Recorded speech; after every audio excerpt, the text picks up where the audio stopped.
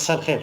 أهلا وسهلا. هذه القمة تحمل شعار لم الشمل ورأب الصدع، قمة يغيب عنها أقول بعض الزعماء العرب في طليعتهم ولي العهد السعودي، رئيس وزراء على الأرجح أيضا، ورئيس الإمارات على الأرجح، وملك البحرين. هناك غموض يلف مشاركة العاهل المغربي محمد السادس وسط الخلافات الجزائرية المغربييه.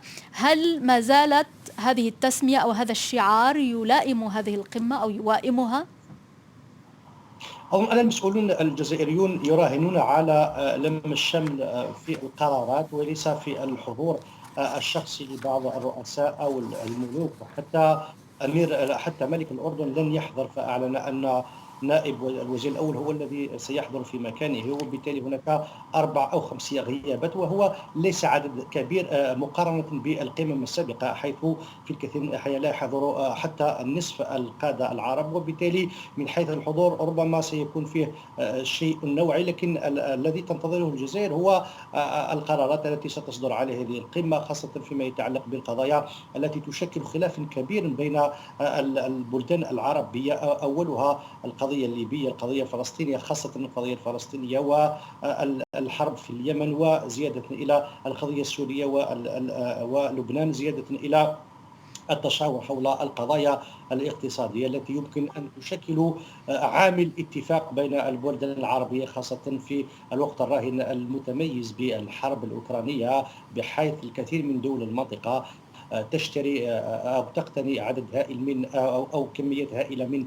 القمح نعم. من أوكرانيا ومن روسيا. نعم، يعني هذا موقف الأمين العام للجامعة العربية الذي شدد على ضرورة التعاون العربي في مسألة الأمن الغذائي في هذا السياق بالذات. لكن للحديث عن العلاقة الجزائرية المغربية، وزير الخارجية المغربي يعني أحدث المفاجأة عندما شوهد في الجزائر، ويعني ما زال الغموض يلف مشاركة الملك محمد السادس في هذه القمة. هل من معلومات في الجزائر حول هذه أو قطع اليقين حول مشاركة محمد السادس العاهل المغربي أم لا؟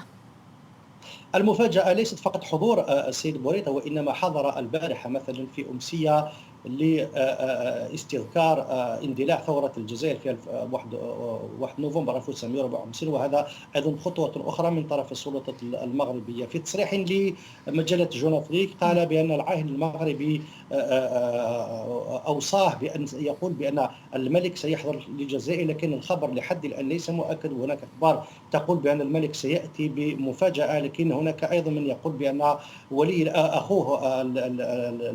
أخوه الذي هو الذي سيحضر، أو الوزير الأول عزيز أخلوش، لكن لحد الآن ليس هناك تأكيد. لكن الأرجح أن يكون الملك محمد السادس حاضر هنا في الجزائر، خاصة وأن الرؤساء والقادة بدأوا للوصول إلى الجزائر اتباعا منذ طيب، هذه الأمس. ماذا عن الموقف الجزائري؟ يعني هناك مؤشرات مغربية تميل نحو إلى يعني مؤشرات تعطي بوادر ربما تهدئة من الجانب المغربي. ماذا عن الجانب الجزائري؟ هل الجزائر يعني مستعدة لمد اليد إلى الأخ الشقيق المغربي ولم الشمل العربي رغم الخلافات الكبيرة بين البلدين؟ أظن أن حسب المعلومات الموجودة هنا أن الجزائر تريد أن تحصر هذا الحضور، إذ كان حضور الملك محمد السادس إلى القمة العربية فقط وليس زيارة رسمية إلى الجزائر، وبالتالي تحبذ أو تفضل أن تكون العلاقات الثنائية ستحل في جو ثنائي أو بالتبادل أو بمفاوضات ثنائية مباشرة بين الجزائر والمغرب، وليس في إطار متعدد الأطراف كما هذه كالقمة العربية. ولو أن المغرب بطبيعة الحال يحاول أن يجعل من هذه القمة ربما مناسبة للتسامح أو الرجوع إلى أو تتبع العلاقات الجزائرية المغربية، لكن هذا لن يحدث أظن حسب المعلومات في الوقت الراهن. وتنتظر الجزائر أن ترد المغرب حول الإشكاليات التي طرحت والتي أدت إلى قطع العلاقات الجزائرية المغربية، والتصالح لن يكون هذه المرة، ولو ربما سيكون فيه تصافح بروتوكولي إبان خلال هذه القمة.